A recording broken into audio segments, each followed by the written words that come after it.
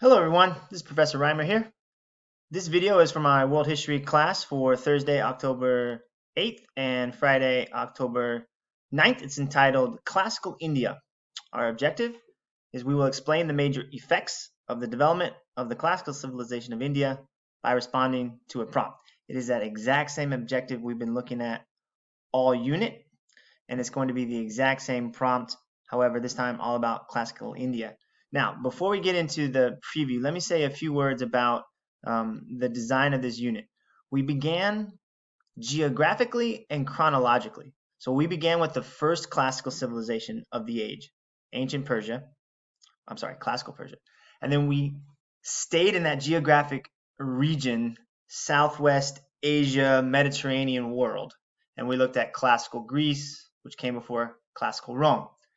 Now we're moving geographically east to India. And in doing so, we have to go back in time. Okay. And then we'll move forward as we study the two major empires of classical India. So I wanted to give you that geographic and chronological preview before we get into the lesson. Speaking of previews, that's what's next. We always start the lesson with an activity to warm up our brains. A little bit different this time. I have a quote for you. For us, there's God, then film stars, then cricketers, by Indu Narani. Now, for those of you who don't know, cricketers are athletes who play the sport of cricket. If you've never seen cricket played, it's kind of like baseball in the sense that they pitch a ball and they bat it, but that's about where the similarities end, and that about ends my knowledge of cricket. But based on this quote about India, how similar is Indian culture to American culture? Explain. And before I have you pause the video, let me just say, the more you can make personal connections to what we're learning, especially things way in the past, the easier it will be to remember and the more fun it will be to remember. So that's why I'm constantly asking you to, make connections. You need to be making connections because I admit some of this history is very foreign. But if you can make connections and relate it to your own life and your own experiences, you'll remember it a lot better. So pause the video and I'll see you in the chat. All right. I hope we had a great discussion about the similarities between Indian culture and American culture based on that quote. Before we get into our lesson on classical India, as always, I do want to go back and review one of the themes from our previous lesson. Remember, that was on classical Rome. This time I want to focus on the theme of technology and innovation. So turn with me in your notes, and if you want, also to chapter 7, lesson 3, page 3. Let's read it together and see how I got this information and why I put it in my notes. So I'm going to navigate over to the textbook. Remember, it's McGraw-Hill, Connected. It's red. The main navigation page is right here in the center. Look, it's already up. Rome chapter 7, lesson 3. We hit go, right?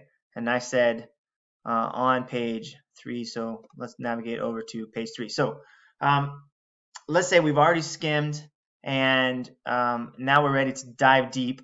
I don't see any like key terms in this paragraph. I'm going to read the first sentence. In the reflection of the Greek influence on ancient Roman culture, the Romans adopted many features of the Greek style of art.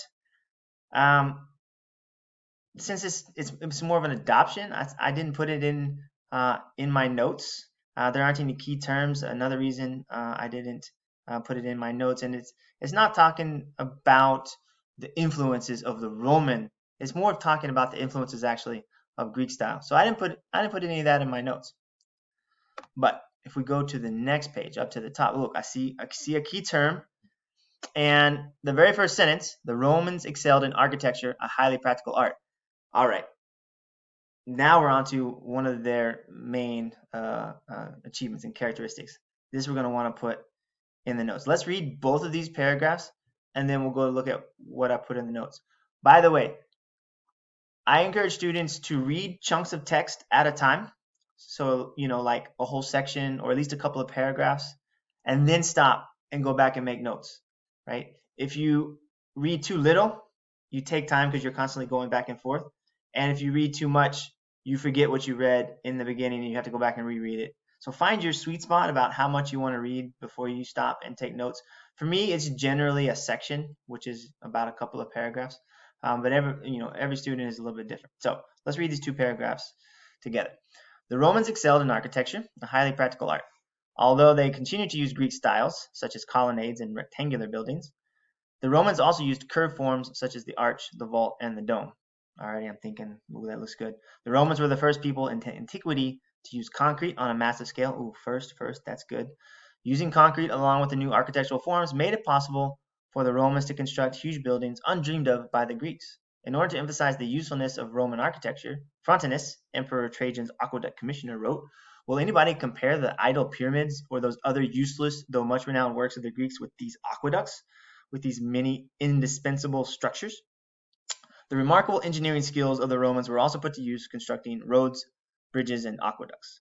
The Romans built a network of some 50,000 miles of roads throughout the empire. In Rome, almost a dozen aqueducts kept a population of 1 million supplied with water. Public baths and even some homes of the wealthy were supplied with fresh water, while dirty water was flushed out through the extensive network of lead or clay pipes.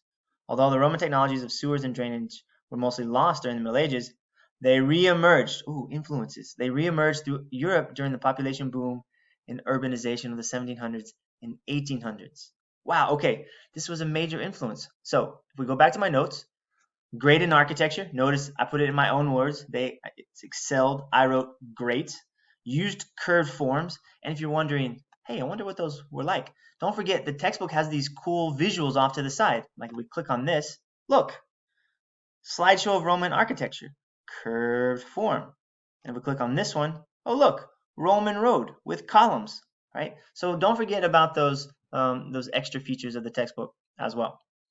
All right, what else did I write? First to use concrete on large scale. When the book talks about first to do things, that's usually something you're going to want to put in your notes. Made huge buildings, built roads, bridges, and aqueducts. And since you might not know what aqueducts were, I didn't know when I started studying history.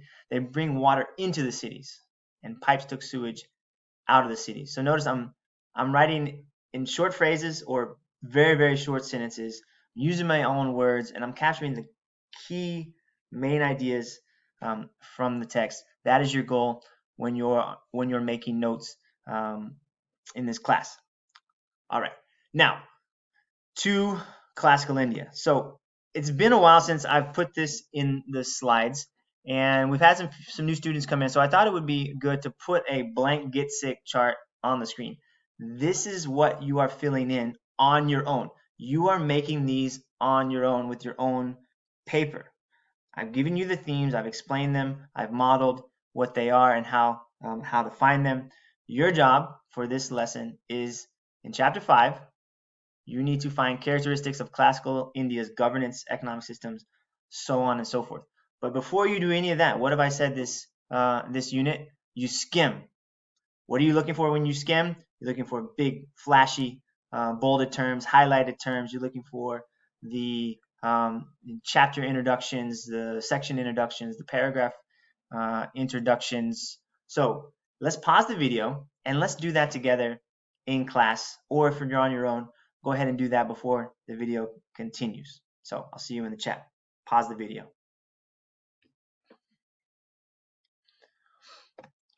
All right. Hopefully we went and gathered a lot of great information just by skimming. You can learn so much by skimming in such a short period of time. So I hope we did that together in the chat, or you did it on your own. Now, what I want to do is I want to dive into one of the themes with you in this video. Again, I'm modeling reading, I'm modeling making notes. I'm trying to let you in my head so that you can see what a good reader does and how he takes notes. So I want to focus on social interactions and organization in classical India. The S in our Get Sick chart, it's in chapter 5. So let's go over back to the textbook. Navigate up here. Here's a simple navigation bar to chapter 5. We've already skimmed it, so we know exactly where the social information is. It's in lesson 1. All right, now, why did I choose to model it for you? Look, right here, in this very first sentence, a set of social institutions and divisions emerged that has lasted in India with some changes down to the present day. Oh my gosh, that's our objective. Lasting influences here. It's telling us right here. Social institutions. So let's find out about those social institutions. We're going to read about the 4 Varnas. Vedic Aryans viewed a proper ordered society as made up of 4 groups, which they called Varnas. Here, Varna, or color, meant class or classification. It did not refer to skin color. First among these Varnas are the priests, or Brahmins. Second are the warrior administrators, the Kshatriyas. See, it tells me how to pronounce it, Kshatriyas. And third are the folk, the Vaishyas, the artisans, farmers, herdsmen, et al., who are the majority of the population. The 4th class, or Varna, are the Sudras, whose duty is to serve the other 3 classes. This view of society emphasizes rituals. Kshatriyas govern and protect, Vaisya cultivate, cook, weave, etc., and thus support the society materially and aesthetically. Sudras serve the needs of these 3 and thereby assure the stability and right functioning of the whole. All right, so I got a very broad breakdown of social structures in classical India. I want to put it right here. So social organization, 4 main groups, also called the Varnas. So now I'm going to, in my notes, I'm going to like lay them out. So what was the first one? They were the Brahmins. Now, it's good to have both of these terms in your notes. So we have Brahmins at the top, the priests. See, what was the second one? Kshatriyas, warrior, administrators. Think like rulers. Notice the rulers aren't on top. The priests are on top in ancient India, or in classical India. Very interesting. Third are the Vaisya, the, what we're going to call them, common folk. And then the last one, Sudras, the servants. All right. So, but we also learned some other key things. So we didn't just get the 4 main groups. We learned that rituals. What did it say? View of society emphasizes rituals, proper ordered society. So, right, society built on rituals and order. I wonder what they mean by that. Let's dig a little bit more. If we go into look, remember I said there's some key. If you're a visual kind of person, look, here's a visual with some more descriptions relating the Varnas to the body. Brahmins are the head, or sorry, the mouth. The book has so much of a wealth of information. We're only just beginning to unpack it. Don't be afraid to go exploring in the book. Don't be afraid to go down rabbit holes of things that you find interesting. There are all kinds of cool videos in the book. There was one on reincarnation that I wanted to go back and watch because I didn't watch it last year when we were going through the book. All right. As long as you are getting the get sick characteristics filled in and you're meeting the objective and you want to go off and go exploring and have some fun with it. All right. Speaking of the processing, all right, same processing. And in my other video, I'm really going to go into more details about how to do this really, really well. I will say in this video, you're looking for the just right specificity. Not too much, not too little, like Goldilocks, not too hot, not too cold, just right. Be sure you're answering about classical India, and be sure you're giving major effects in one sentence. I don't want an essay yet. I will eventually start asking for an essay, but not yet. Right now, I just want to know your main argument with your main points. All right, I'll see you next time.